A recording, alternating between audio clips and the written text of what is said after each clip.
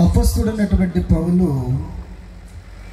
కొరింథీయులకు రాసిన మొదటి పత్రిక, బైబిల్ తీసుకోండి అందరూ కూడా. అపొస్తలుడైనటువంటి పౌలు కొరింథీయులకు రాసిన మొదటి పత్రిక 15వ అధ్యాయంలో 1-2 వచనాలు చదువుకుందాం. ఆ సహోదరులారా, నేను మీకు ప్రకటించినటువంటి సువార్తను మీకు తెలియపరుస్తున్నాము, దాన్ని మీరు అంగీకరించితిరి, దాని అందే నిలిచి ఉన్నారు. చాలు చిన్న ప్రార్థన చేసుకుందాము ప్రియులారా. మహోన్నతుడా, పరిశుద్ధుడా, నిత్య నివాసిని స్తోత్రం. తండ్రివైన దేవ, ప్రభువైన క్రీస్తు, పరిశుద్ధుడైనటువంటి దేవ, ఆది సంభూతుడ, లోకరక్షకుడ, భూమి ఆకాశములు సృష్టించిన వాడా నీ స్తోత్రములు.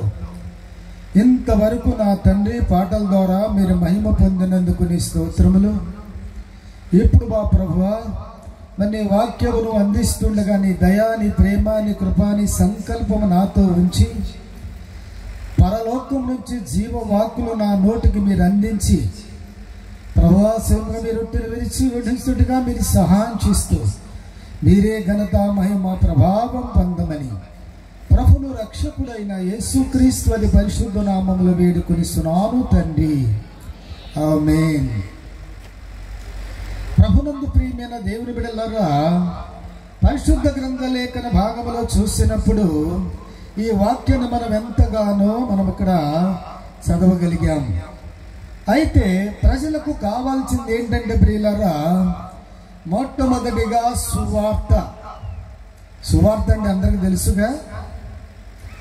సువార్త, శుభవార్త, మంచి వార్త. ప్రభు అయిన యేసుక్రీస్తు వారి లోకములోకి వచ్చాడు. ఆయన ఈ లోకములోకి వచ్చి ప్రియమైన వాళ్ళరా, మరి మనం అంటున్నాం బైబిల్లో 33.5 సంవత్సరాలు. ఎన్ని సంవత్సరాలు ఈ లోకములో ఉన్నాడు ఆయన? పుట్టినది మొదలుకొని ప్రియులారా 33.5 సంవత్సరాలు ఈ లోకములో ఉన్నాడు. తర్వాత 30 సంవత్సరాలు ప్రక్కన పెడదాము, 3.5 సంవత్సరాలు దేవుని యొక్క సువార్తను ఆయన ప్రకటించాడు. అయితే కొంతమంది కూడా అంటారు 3 సంవత్సరాలు సువార్తను ప్రకటించారు, 6 నెలలు కొంచెం శ్రమల్లో ఆయన ఉన్నారని కొంతమంది భక్తులు తెలియపరుస్తూ ఉంటారు. ఏమైనా సరే ప్రియమైన వాళ్ళరా, ఈ విషయాన్ని పౌలు చక్కగా వ్యాఖ్యానిస్తున్నాడు. ఏంటంటే, మొదటిగా యేసుక్రీస్తు వారు వచ్చి ప్రజలకు సువార్తను చక్కగా బోధిస్తూ ఆయన దేని కోసం వచ్చాడు అని మనం ఆలోచిస్తే ప్రియులారా, మన లోకములో మానవులు అందరూ కూడా ఎవరిని బట్టి? మొట్టమొదటిగా ఆదాము చేసినటువంటి పనిని బట్టి అప్పటి నుంచి కూడా మానవ జీవితంలో పాపం అనేది వెళ్తుంది. కాబట్టి మరి ఆ దినాన్ని అంతకుముందు వాళ్ళు ఏ విషయంలో కూడా ప్రియులారా దేవుని యొక్క మాట ప్రకారం చేసినట్టయితే మరి దేవుడు ఏ విషయంలో ఎలా మలుపు తిప్పేవాడో ఎవరికి తెలియదు. సర్వాంతర్యమైన, ఎందుకంటే సర్వము తెలిసినటువంటి వాడు కాబట్టి మరి ఆది మానవులు దేవుని యొక్క మాటను వినటం ద్వారా అప్పటి నుంచి వెంటాడుతున్నటువంటి పాపము మానవ జీవితానికి ఇప్పుడు కూడా వెంటాడుతూనే ఉంటుంది. ఇప్పుడు దానికి ఏం కావాలి ప్రియులారా? విముక్తి అనేది కావాలి. ఎందుకంటే దేవుడు మానవులు సృష్టించాడు, బాగానే ఉంది. కానీ వాక్యానుసారం కొన్ని విషయాలు మనం చూస్తుంటే బైబిల్లో అంటున్న యేసుక్రీస్తు లోకములో దేనికి వచ్చాడు? అంతకుముందు మానవ జీవితానికి విముక్తి లేక పాపక్షమముల వారికి పాప పరిహార్థ బలి అర్పించాలంటే ఆ దినాల్లో పాత నిబంధన ప్రకారం చేసే పని ఏంటంటే ఏమర్పించేవారు? వేసవిల దగ్గర తీసుకొచ్చి ఎడ్లను కానీ, గొర్రెపొట్టేళ్ళు కానీ, లేకపోతే మరి మచ్చలేనటువంటి మేకలను కానీ, అలాగే కోళ్ళు కానీ, పావురములు కానీ ఆ విధంగా చెల్లించేటువంటి వారు. కానీ ప్రజలు ఎన్ని విధాలుగా మరి పాత నిబంధన ప్రకారం చేసిన అయితే మానవ జీవితం ఏంటంటే ప్రియులారా, అదే రీతిగా బైబిల్లో మనం చూస్తాం ప్రియులారా. మొదటిగా మానవ జీవితానికి మనస్సాక్షి ఉంది కదా, ఇప్పుడు కూడా ఉంది కదా మనస్సాక్షి. ఉందా లేదా చెప్పండి సహోదరులారా. ఎప్పుడు కూడా అంతకుముందు కూడా ఆది మానవుల విషయంలో మనస్సాక్షి, అదొక వాళ్ళ జీవితానికి మార్పు కాబట్టి వాళ్ళు మనస్సాక్షిని చేసిన పని ఏంటంటే పోగొట్టుకున్నారు. రెండో విషయంలో మనం చూస్తే ప్రియులారా, దేవుడు మానవులకు మరొక విషయం ఏంటంటే ధర్మశాస్త్రం ఇచ్చాడు. దేవుడు మోషే ద్వారా ఇచ్చాడు కాబట్టి, మరి మోషే ద్వారా ధర్మశాస్త్రం ఇచ్చాడు, బాగానే ఉంది. కానీ ప్రియులారా, మరి మోషే ద్వారా వచ్చినటువంటి ధర్మశాస్త్రం మానవ జీవితానికి ఏం చేసింది మన వాక్యంలో మనం అర్థం చేసుకుంటే, మానవ జీవితం చేసినటువంటి తప్పిదమును పాపమును ధర్మశాస్త్రము ఎత్తిపట్టి మానవులకు చూపించింది. ఇదిగో మీరు ఇలా ఉన్నారు. కానీ అదేంటి, ధర్మశాస్త్రం అంతా కూడా ఆజ్ఞ. ఎందుకంటే ప్రియులారా, ప్రజలు ఆ దినాల్లో ధర్మశాస్త్ర విషయంలో ఆజ్ఞను బట్టి భయపడ్డారు. దేవరి ఆ ప్రజల దినాల్లో ఆ విధంగా భయపడ్డారు. ప్రభు అయిన మరి యేసుక్రీస్తు వారు వచ్చిన తర్వాత ప్రజలకు ఏం తీసుకొచ్చాడు? ఆయన రక్షణ తీసుకొచ్చాడు. దేవుని స్తోత్రం. ఆయన ఏం తీసుకొచ్చాడు చెప్పండి? మానవ జీవితానికి కావాల్సినటువంటిది. అయితే ధర్మశాస్త్రం మానవ జీవితాన్ని వణికించింది, కానీ వారి జీవితంలో రక్షణ మటుకు ఏమాత్రం ఇచ్చినట్టుగా బైబిల్లో చెప్పట్లేదు. కానీ రక్షణ ఎవరి ద్వారా కలుగుతుందంటే ఇప్పుడు మనకు సర్వశక్తి కలిగినటువంటి యేసు ద్వారా కలుగుతుంది. అందుకే ఆయన లోకములకు వచ్చి ఆయన మరి సువార్తను ప్రకటించేటప్పుడు మొట్టమొదటిగా ఆయన మనం చూస్తే ప్రియులారా, బైబిల్లో మనకు తెలిసినటువంటి విషయమే. మరి లోకసువార్తలో ఒక మాట అంటాడు, 8వ అధ్యాయంలో అనుకుంటా, మొదటి మాట ఒక్కసారి చదవండి ప్రియులారా. అక్కడ ఏమన్నాడు? లోకసువార్త 8వ అధ్యాయం జల్దీ ఒకసారి చదవండి. దేవుని స్తోత్రం. అలా ఆపేసేయండి.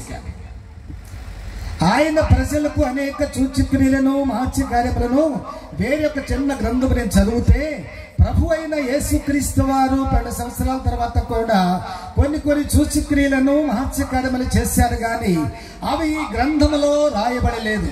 కానీ ఇక్కడికి వచ్చిన తర్వాత ఆయన సువార్త ఎప్పుడు ప్రారంభించాడో లోక సువార్తలో మనం ఒక మాట విన్నాం. ఏంటంటే వెంటనే దేవుని ఒక రాజ్యము అన్నాడు. ఏ రాజ్యం అది? ఏ రాజ్యం చెప్పండి ప్రియులారా? లోకములో రాజ్యాలన్నీ కూడా ఉన్నవి, చాలా మరి పేరు కలిగినటువంటి రాజ్యాలన్నీ కూడా ఉన్నాయి. కానీ ఈ లోకములో రాజ్యాలన్నీ అంటే ప్రియులారా, సమయం వచ్చిన తర్వాత ఈ రాజ్యాలన్నీ కూడా గతించిపోవచ్చును, కానీ సర్వశక్తి కలిగినటువంటి దేవుని ఒక రాజ్యము, ఆ రాజ్యము ఎప్పుడు కూడా గతించిపోయేది కాదు. చూసారా పిల్లారా? ఆ రాజ్యము గతించిపోయేది కాదు. అందుకే యేసుక్రీస్తు వారి లోకములకు వచ్చి ఏ రాజ్యం గురించి ప్రకటించాడు? ఆయన లోక సువార్తలు అంటున్నాడు వెంటనే దేవుని రాజ్యము. అంటే ఇంచుమించుగా ప్రియమైన వాళ్ళరా, ఇప్పుడు 2020 ఎన్ని సంవత్సరాలు చెప్పండి? 4 సంవత్సరాలు. నేను ఒకసారి బండేసుకొని వస్తున్నాను, ఒకసారి మీటింగ్కి వెళ్తాకు వస్తుంటే చాలా గత సంవత్సరంలో చాలా భయంకరమైనటువంటి వెండ, ఇదే ఏప్రిల్ నెలలో ఒకసారి మరి నేను బండేసుకొని వెళ్తూ ఒక చెట్టు కింద నుంచొని నేను మరి మంచులు తాగుతున్నాను. మంచులు తాగుతుంటే ఒక దైవ సేవకుడు వచ్చాడు. నా వైఖరి చూసి ఆయన కూడా బండి ఆ చెట్టు కింద ఆపాడు. ఆపి అంటున్నాడు, అయ్యా మీరు ఎక్కడికి వెళుతున్నారంటే, నేనేదో దేవుని సువార్తను ప్రకటిస్తాకి వెళ్తున్నానండి అన్నా. ఆయన అంటున్నాడు, అయ్యా మీరు దైవ సేవకులా అన్నాడు. అయ్యా నేను దైవ సేవకుడిని. అయ్యా మీ పేరేంటని అడిగాడు. నా పేరు వారికి చెప్పాను. ఆయన అంటున్నాడు, ప్రియులారా నాకంటే పెద్ద వయసు కలిగినటువంటి వాడు ఆయన కూడా. అయితే ఆయన అంటున్నాడు ఒక మాట, అయ్యా మీరు ఏ డినామినేషన్లో చేస్తున్నారంటే మాది గాస్పెల్ అసోసియేషన్ ఆఫ్ ఇండియా అన్న. దేవుని స్తోత్రం అని చెప్పాడు. ఒక మాట, లోకములో అనేక మంది కూడా దేవుని సువార్తను బోధిస్తున్నారు. అందరూ కూడా దేవుని సువార్తనే బోధిస్తున్నారు. కానీ మీ యొక్క డినామినేషన్, మీ యొక్క సహవాసంలో ఒక ప్రత్యేకత ఉంది అన్నాడు. దేవుని స్తోత్రం. అంటే సర్వశక్తి కలిగినటువంటి దేవుడు, సర్వమును ప్రేమించినటువంటి వాడు, మానవుల పట్ల ఆయన ప్రేమను చూపిస్తూ ప్రియులారా మానవులకు ఇచ్చినటువంటి ఆజ్ఞ ఏమన్నాడంటే, మరి అన్ని సంఘాల్లో దేవుడు లేడని చెప్పట్లేదు, కానీ ఒక విషయాన్ని చెబుతూ అన్నాడు, గాస్పెల్ అసోసియేషన్ ఆఫ్ ఇండియా వారంతా కూడా ఎక్కువ వాళ్ళు రక్షణ గురించి బోధిస్తారండి అని. నిజమేనా? ఏమి బోధిస్తారు చెప్పండి? ఆ సేవకుడు అంటున్నాడు, గాస్పెల్ అసోసియేషన్ ఆఫ్ ఇండియా సేవకులందరూ కూడా రక్షణ గురించి బోధిస్తారు. ఇదిగో వాళ్ళు రక్షణ కూర్చోబెట్టి వారి పాపాలని ఒప్పిస్తారు. ఆ యొక్క విషయం నాకు తెలుసు పాస్టర్ గారు అంటూ అన్నాడు. ఒక మాట ఏంటంటే, మీరు ఎక్కడికి వెళ్ళినా సరే రక్షణ గురించి ఎక్కువ బోధించండి. కారణం ఏంటంటే, అక్కడ ఒక మాట అంటాడు కదా, వెంటనే దేవుని రాజ్యమును ప్రకటించినటువంటి మాట ఇంచుమించుగా 2024 సంవత్సరాల క్రితం అయితే, ఆ సంవత్సరం 2023 సంవత్సరం జరిగిన సంఘటన ఇది. ఆయన అంటున్నాడు, అయ్యా దేవుని రాజ్యం వస్తుందని యేసుక్రీస్తు వారు అప్పుడు చెప్పాడు. అయితే ఆయన వెంటనే రాజ్య సువార్తను ప్రకటించాడు. అయితే ఆయన ఇప్పుడు చెప్పి చాలా కాలం అయిపోయింది కదా, కాబట్టి ఇప్పుడు చేసేది ఏంటంటే, ఆయన నాకు ఒక ఆలోచన ఏంటంటే, నాకు ఒక విశ్వాసము, ఆ విశ్వాసం ఏంటంటే ఆయన త్వరగా రాబోతున్నాడు. దేవుని స్తోత్రం. ఆయన ఏమంటున్నాడు, నేను త్వరగా రాబోతున్నాను, ఆయన వస్తున్నాను చెప్తూ అన్నాడు, మీరు రాజ్య సువార్తని ప్రకటించండి. అప్పటి నుంచి ఇక సువార్తల్లో లోక సువార్తకు ఒకసారి ముందు తీసుకుంటాను. ఎందుకంటే ఆయన ఏ అనుభవంతో చెప్పాడో, ఏ విశ్వాసంతో చెప్పాడో నాకు తెలియదు, కానీ నిజంగా మరొక వ్యక్తి కూడా అంటున్నారు, ఇదిగో ఆయన త్వరగా వస్తాడు, సమయం అయిపోతుంది. ఇక లోకములో చూస్తే ప్రియులారా భయంకర వార్తలు మనం వింటున్నాము.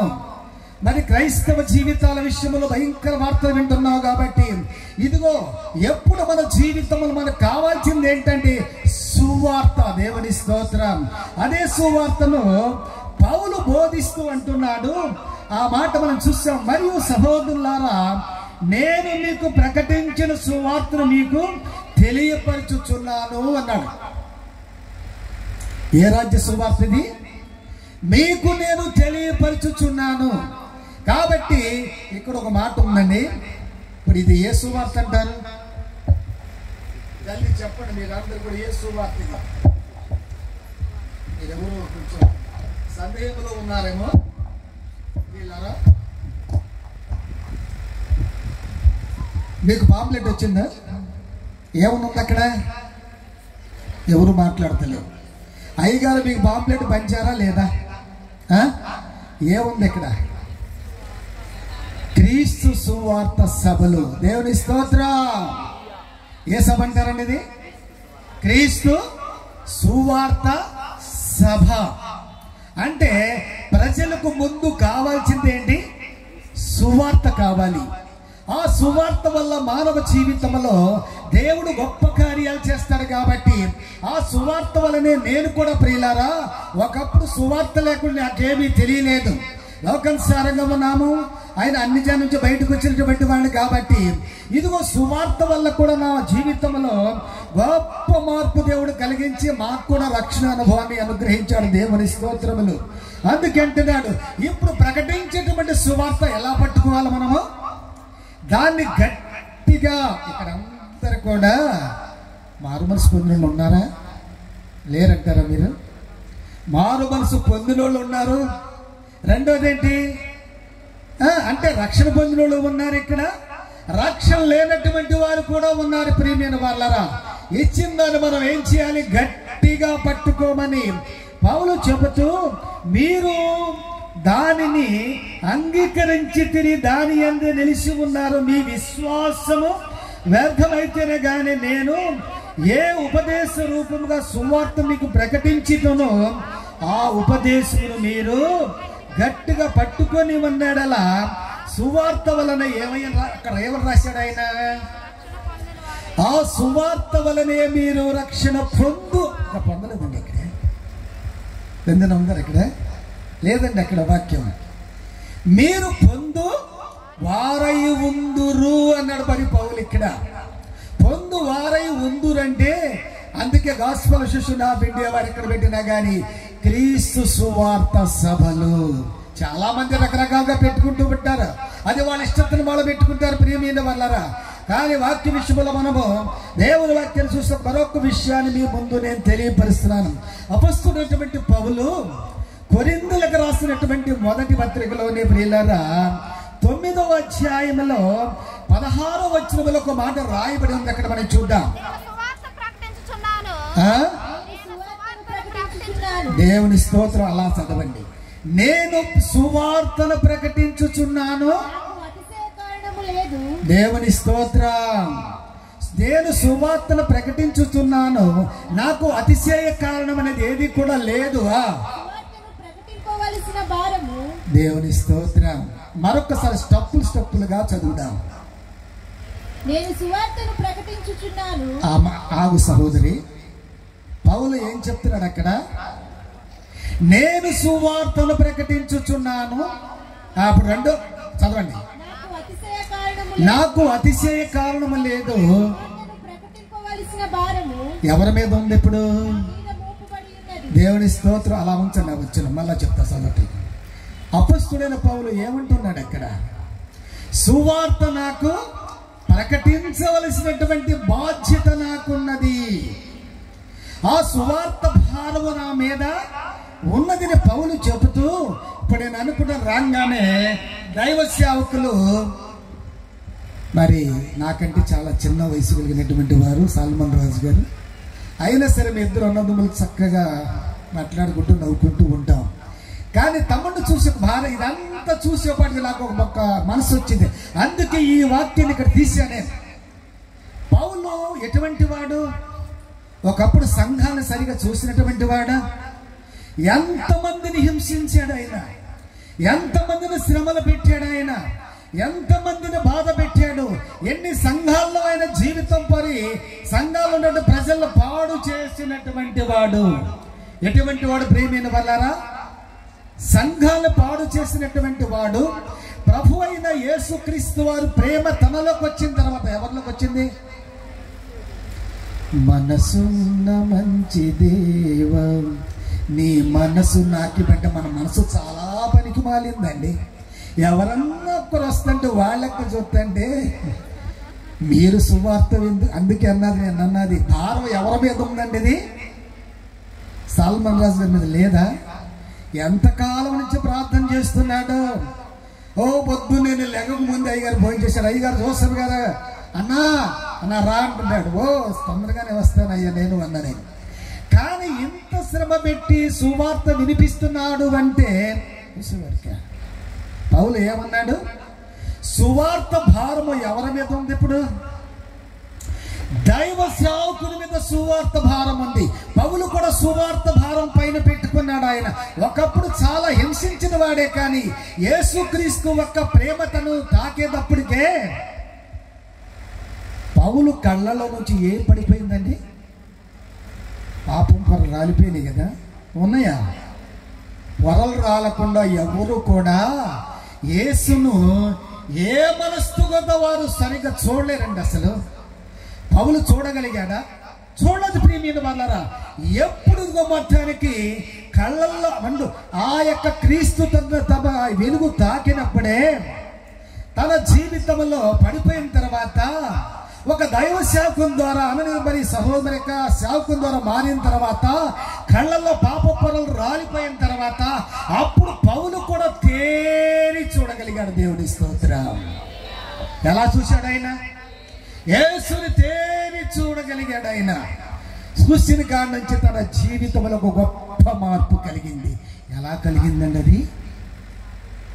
పాప పొరలో రక్షింపబడకుండా పాప పొరలు రాలిపోతాయా?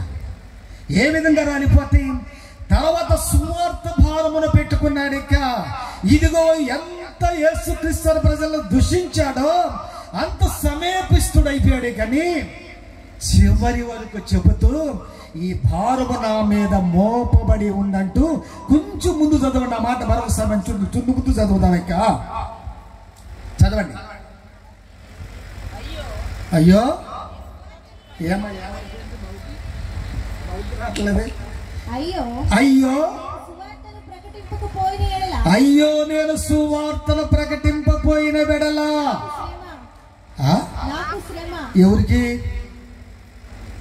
ఎవరికండి శ్రమ? అయ్యగారికి ఏం పని లేదు పాటు లేదు అనుకుంటాను. ప్రతి సంవత్సరం ఇది ఒకడు మొదలెట్టాడు అని అనుకుంటున్నారా? ప్రకటించకపోతే దైవ సేవకుడికి శ్రమ, సహకరించకపోతే ఇప్పుడు చెప్పండి, సహకరించకపోతే ఎట్లా? పౌలు చెప్పిన మాట అదే, నేను సువార్తను ప్రకటించకపోతే నాకు శ్రమ అంటున్నాడు ఆయన. ఇంకా కొంచెం పాయింట్స్ ఉందా? ఇది నేను ఇష్టపడి చేసిన వెడల దేవుడి స్తోత్రం. శ్రమ వచ్చినా, కష్టాలు వచ్చినా, బాధలు వచ్చినా, ఏది వచ్చినా సాకుడు ఏం చేయాలి? ఇష్టపడి చేయాలి. దేవుని స్తోత్రం. ఎన్ని శ్రమలు పడ్డాడు ఇక్కడికి వచ్చి, ఇష్టపడి చేయాలి. ఆయన పని ఎంత శ్రమైన ఇష్టపడి చేయాల్సిందే. ఎందుకంటే అనేక ఆత్మల భారము తన మీద ఉన్నది. ప్రతి ఒక్కరు కూడా చేసే పని ఏంటంటే ఏదో విధంగా మాట్లాడుకోవచ్చును కానీ ప్రియులారా, కొన్ని ఆత్మలు బాధ్యత పెట్టాడు. ఎవరి మీద పెట్టాడు ఈ సంగతి చెప్పండి? ఎవరి మీద పెట్టాడు ప్రియమైన వాళ్ళారా? దైవ సేవకుని మీద పెట్టాడు. అందుకే పౌలు అంటున్నాడు, ఇదిగో ఇన్ని శ్రమలు పట్టి అనేక మందిని శోధించినా కానీ సువార్తను నేను ప్రకటించకపోతే నాకేమవుతుంది? నాకు శ్రమ. శ్రమపడి సువార్తను ప్రకటించిన తర్వాత వినువారు కూడా ప్రియులారా చాలా జాగ్రత్త కలిగి దేవుని సువార్తను వారు వినాలి. బాధ్యత కలిగి ఉన్నారా? ఇది ఏ సువార్త అంటారు? దేవుని రాజ్య సువార్త. ఏ సువార్త చెప్పండి? దేవుని రాజ్య సువార్త. చూసారా, కీర్తనకారుడు ఒక మాట అంటాడు ప్రియులారా. కీర్తనకారుడు చెప్పిన మాట అంటే ఒకసారి మీరు గమనించండి మరొకసారి. మరి 19వ కీర్తనలో 7-8 వచనాల్లో చాలా మించిన విషయం మనం చూస్తాం. మంచి విషయాన్ని జల్దీ ఒకసారి మీరు బైబిల్ తీయండి. అక్కడ ఏంటండి అది? ఆగండి. పౌలు ముందు ధర్మశాస్త్ర విషయంలో ఉన్నాడు, అవును కదా? అయితే యెహోవా నియమించినటువంటి ధర్మశాస్త్రం అంట అది యథార్థమైనది. దేవుని స్తోత్రం. ఏ ధర్మశాస్త్రం అది? ముందు చెప్పాను కదా, ధర్మశాస్త్రము తప్పిళ్ళు చేసని పాపమును వెత్తి పట్టి చూపించింది కానీ ఇదిగో పాపమును తీసివేయటం అనేది లేదు. అందుకే యేసు లోకములకు వచ్చి ఏం చేశాడు? ఆయన ప్రయాసపడి భారం మోసుకున్న ప్రయాసపడుచున్నారు. లోకములో మానవుడు దేని విషయంలో ప్రయాసపడుతున్నాడు? లోకములో ఏదో సంపాదించుకోవాలని. మానవ జీవితానికి చాలా అవసరమైనదే సంపాదన, కాదు నేను అంటలేదు. కానీ ప్రియమైన వాళ్ళారా, లోకములో అన్నిటికంటే కూడా ఏంటంటే డబ్బు సంపాదించుకోవచ్చు, పొలాలు సంపాదించుకోవచ్చు. చూసారా పిల్లారా? ఇళ్ళ స్థలాలు సంపాదించుకోవచ్చు. మానవ జీవితం ఇల్లు చాలా అవసరమైనది. ఇవన్నీ కూడా ఏంటంటే ఒకసారి నేను ఆలోచిస్తూ అంట, ప్రభువా ఇవన్నీ కూడా బాగానే ఇస్తున్నావు. ఎందుకంటే మానవులకి ఈ లోపల ఇవ్వకపోతే కొంచెం బాధపడతానికి. ఇచ్చిన తర్వాత ప్రియమైన వాళ్ళారా, మనుషులు ఇవన్నీ కూడా తీసుకొని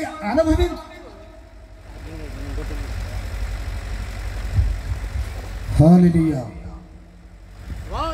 చెప్పాను. పోయిందా? మనుషుడు ఏం సంపాదిస్తున్నాడు? లోకములో ఉన్న వాటి కోసం ప్రయాసపడుచున్నాడు. ఒక సమయం వచ్చిన తర్వాత ఏంటంటే రాజ్య సువార్త ప్రకటించేటప్పుడు ప్రియమైన వాళ్ళారా, ఇదిగో ఇవన్నీ కూడా యేసుక్రీస్తు సంపాదించాలని చెప్పి ఆ విషయంలో కాదు. కానీ మనుషుడు ఏం సంపాదించాలి అంటే ఒకటి కావాల్సింది ఉంది. ఏంటది? ఒకటి విడిచిపెట్టవలసింది ఉంది, ఒకటి కావాల్సింది ఉంది, ఒకటి విడిచిపెట్టవలసింది ఉంది. ఏంటది విడిచిపెట్టేది? మానవుడు లోకములో పాపమును విడిచిపెట్టాలి, నీతిని చేపట్టాలని యేసుక్రీస్తు వారు ఇక్కడ తెలియపరుస్తున్నాడు మనకు. మరి దేన్ని మనం పట్టుకుందాం ఇక్కడ? అందుకే ఆయన చెప్తూ ఆ మాట మరొకసారి చదవండి. ఆ మాట ఏమంటాడు అక్కడ? యెహోవా నియమించిన ధర్మశాస్త్రము అది యథార్థమైనది, అది ప్రాణమును తప్పరిల్ల చేయును. ఏంటండి? యెహోవా శాసనము నమ్మదగినది అంటున్నాడు. దేవుని స్తోత్రం. ఏమి లేనటువంటి వారికి బైబిల్లో ఒక మాట ఉందండి, బుద్ధి జ్ఞానము. పత్రికలో ఉన్న మాట, బుద్ధి జ్ఞానము సర్వ. బుద్ధి ఉందా? ఉంది. జ్ఞానం ఉందా? ఉంది. దాంట్లో ఇంకేమున్నాయి? బుద్ధి జ్ఞానము సర్వ సంపదలన్నీ కూడా యేసులో ఉన్నాయి. దేవుని స్తోత్రం. అంటే పరిశుద్ధ గ్రంథములో అవి లెక్కింపబడి ఉన్నాయి. ఈ మాటలను ఎవరివన్నీ కూడా దేవుని కావా? ఎవరి మాటలు బోధిస్తున్నప్పుడు మేము సర్వశక్తి కలిగినటువంటి దేవుని మాటలు మేము బోధిస్తున్నాం. అందుకే సువార్త ప్రకటించే భారవ దైవ సేవకుల మీద ఉన్నది. ప్రతి ఒక్కరి విషయాన్ని మీరు జ్ఞాపకం చేసుకోవాలి. ఆయన ప్రేమమయుడు, ఆయన పరిశుద్ధుడండి. ఆయన మన పట్ల గొప్ప ప్రేమను ఆయన చూపిస్తున్నాడు. ఒక పాట ఉంది పిల్లరా. ఏం పాట? సంవత్సరాలు పాడమిది. నీ ప్రేమే నన్ను ఆదరించేను, నీ ప్రేమే నన్ను ఆదరించేను, సమయోచితమైన నీ కృపయే నన్ను దాచి కాపాడెను, నీ కృపయే దాచి కాపాడెను, నీ ప్రేమే నన్ను ఆదరించేను. మనుషుడు ఎక్కడున్నాడు? చీకటి కెరటాలలో కృంగిన వేళలో ఉదయించెను నీ కృపణాయదలో, చెదరిన మనసే నూతనమాయన, ఉదయించెను నీ కృపణాయదలో, చెదరిన మనసే నూతనమాయన. చాలు పిల్లరా. ఎక్కడ జీవిస్తున్నాడు మానవుడు? చీకటి కెరటాలలో జీవించేటువంటి వారికి మన హృదయం ఏమొచ్చిందంట? జీవపు వెలుగు దేవుడు మనకిచ్చాడు. ప్రియమైన వాళ్ళరా, ఎంతో మన జీవితాలు చెదిరిపోతామంటాయి. ఈ మధ్య కాలంలో ఒక కుటుంబంలో నేను చెప్తున్నాను, కొన్ని నెలల ముందు ఒక మాట చెప్తున్నాను. ఇదిగో భార్య చక్కగా ప్రార్థిస్తుంది, భర్త గారు వెళ్ళేవాడు కాదు. కానీ విషయాన్ని గమనించండి, భార్య గారు ఒక మాట అనేదంట, పాపం, అయ్యా నువ్వు కూడా ప్రార్థనకు రా, ఇదిగో మన కుటుంబ పరిస్థితి స్థితిలో ఉన్నది, వచ్చిందంతా కూడా చేసేస్తున్నావు, కానీ జీవితాన్ని ఎవరు మార్చగలరంటే సర్వశక్తి కలిగినటువంటి దేవుడు మార్చగలరని చెప్పి భర్త గారు భార్యకు చెప్తుంటే భర్త గారు మాటలేదు. కొద్ది నెలల తర్వాత అంట జరిగి చెప్పిన సంగతి, వాళ్ళు చెప్పిన సంగతి నేను చెప్తున్నాను మీకు. ఈమె నన్ను వేధిస్తుంది, నన్ను ప్రార్థనగా రమ్మంటేదని చెప్పి మొత్తానికి ఎందుకు ఏమనుకున్నాడో కానీ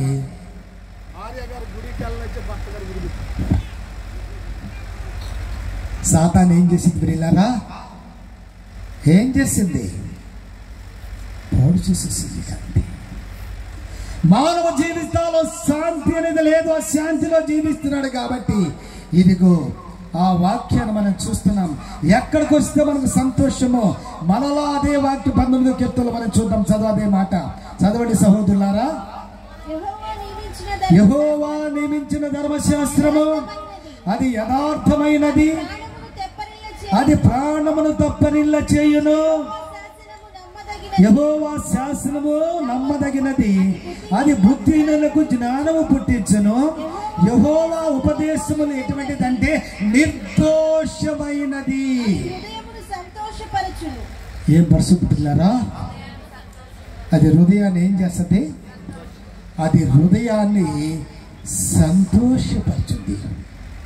క్రీస్తులో ఎందుకు వచ్చాం? క్రీస్తు దేనికోసం వచ్చాడు? ఆయన ఈ లోకంలో దేనికోసం వచ్చాడు? ఆయన మానవ జీవితాన్ని సంతోషపరచడానికి వచ్చాడు.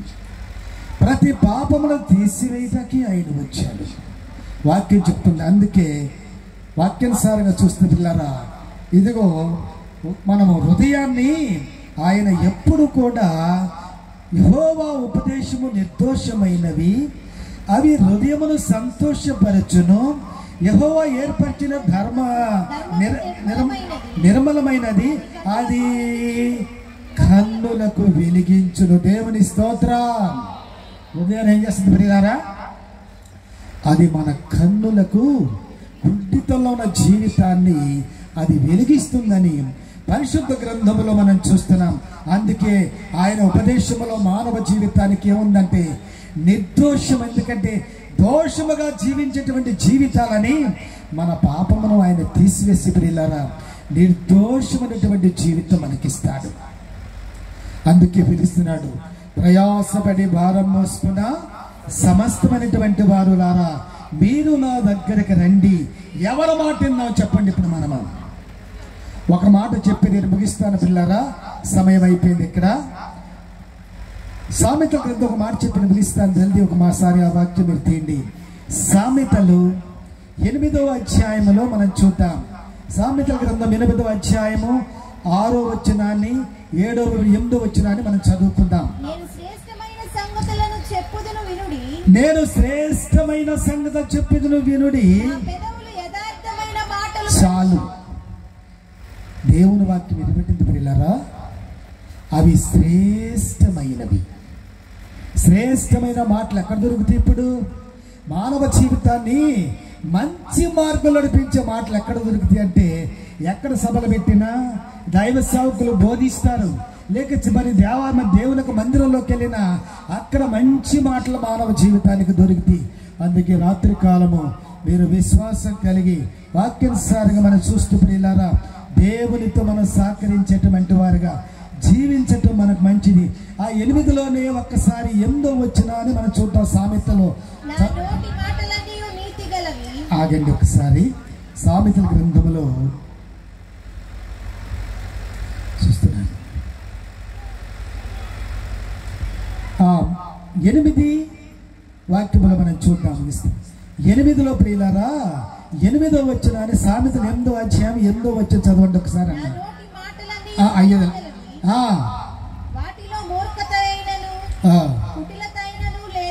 చాలు. ఏమి లేవంట? మూర్ఖితమైనను కుటిలమైనను లేదని ఆయన తెలియపరుస్తూ వాక్యాన్ని ఇక్కడ అర్థం చేసుకుంటున్నాం పిల్లరా. మీరు చదివేది కొంచెం తప్పమా, అర్థం చేసుకోండి. 9వ వచనం చదువురా. అవి అన్నియు వివేకి తేటగాను తెలివి నొందిన వారికి యథార్థముగా ఉన్నవి. వెండికి ఆశపడక ఉపదేశమును అంగీరించుడి. మేలిమి బంగారం తెలివి నొందుడి. తర్వాత కూడా అన్నాడు, జ్ఞానము ముత్యముల కన్నా శ్రేష్టమైనది. చాలు సహోదరులారా, ఎవరి ఇంకా 3 దినాలు కూడా ఈ రోజు అయ్యపోతుంది. ఇంకా ఎన్ని రోజులు ఉందో మన ముందు? 2 రోజులు మాత్రమే ఉన్నాయి. ఆయన మాటలు ఎలా ఉంటాయంట? ముత్యముల కన్నా శ్రేష్టమైనవి. ముత్యముల కన్నా శ్రేష్టమైనవి అని చెప్పి ఆయన అంటున్నాడు. కాబట్టి ప్రతి ఒక్కరు కూడా ఇవన్నీ కూడా వివేకి తేటగాను తెలివి నొందిన వారికి యథార్థంగానున్నవి. వెండి నాశపడక ఉపదేశమును అంగీకరించుడి. మేలిమి బంగారు నాశంగా తెలివి నొందుడి. జ్ఞానమునకు శ్రేష్టం. ఏ జ్ఞానం ఇది? శ్రేష్టమైన జ్ఞానము శ్రేష్టం, ముత్యముల కన్నా శ్రేష్టమైనది. జ్ఞానము ముత్యముల కన్నా శ్రేష్టమైనది. ఈ విషయాన్ని మీరు జ్ఞాపకం చేసుకొని మరి వాక్యానుసారంగా జీవిస్తూ ఇంకా 2 దినాలు మన ముందు ఉంటుంది. అందరూ కూడా రండి, శ్రేష్టమైన సంగతులు వినండి. దేవుడు మీ జీవితానికి మంచి కార్యాలు చేస్తారు. పౌలు అందుకే చెప్పాడు అక్కడ, ఇదిగో సువార్తను ప్రకటించాలి, సువార్త వల్ల గొప్ప మేలు ప్రజలకు ఉందని వాక్యం మనకు తెలియపరుస్తుంది. మరి మనమందరం కూడా విశ్వాసం కలిగి ఆ సువార్త మనం విందాము. అట్టి కృప మనందరికీ తోడు ప్రార్థన చేసుకుంటాం.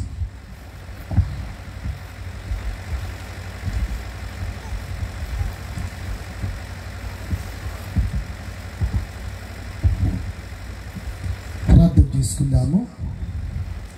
మహోన్నతుడా, పరిశుద్ధుడా, నిత్య నివాసిని స్తోత్రం.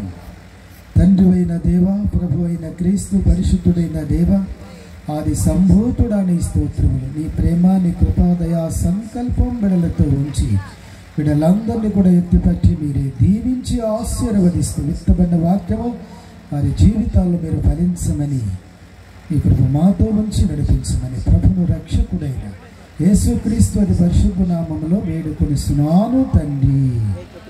ఆమేన్.